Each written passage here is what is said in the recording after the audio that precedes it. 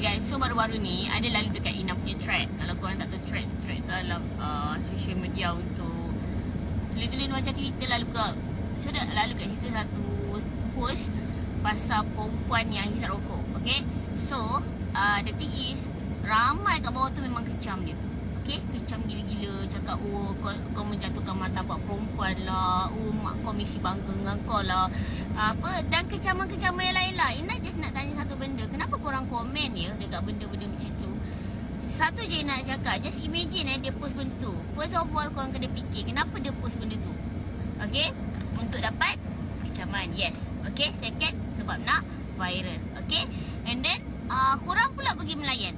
Just imagine satu hari dia buat satu konten macam tu. Dia jadi hisap rokok kan dengan kawan dia tu, dia buat dia pakai tudung kan. Tu dia buat konten kan. Lepas dia post. Dia expect apa? Dia expect orang kecam dia. Okay, dia tak kena expect orang nampak cool lah. Tak mungkin. Tak mungkin. Dia memang post untuk orang kecam. And then you guys bagi apa yang dia nak. Just imagine dia post video tu tak ada seorang pun like, tak ada seorang pun komen. Mesti dia kata something wrong ke. Lepas tu dia akan delete, dia akan post again. Dia akan buat berulang-ulang sampai dapat apa yang dia nak. But the thing is, korang pergi melayan konten-konten bodoh macam tu. Sorry to say lah. Diorang cakap Ina lah, perempuan tu martabat dia tinggi. First of all, korang komen kat bawah tu dapat naikkan martabat orang yang post konten tu. Tak, dia sendiri rendahkan martabat dia. So let it go lah, tak payahlah layan. Okay, sekian, terima kasih.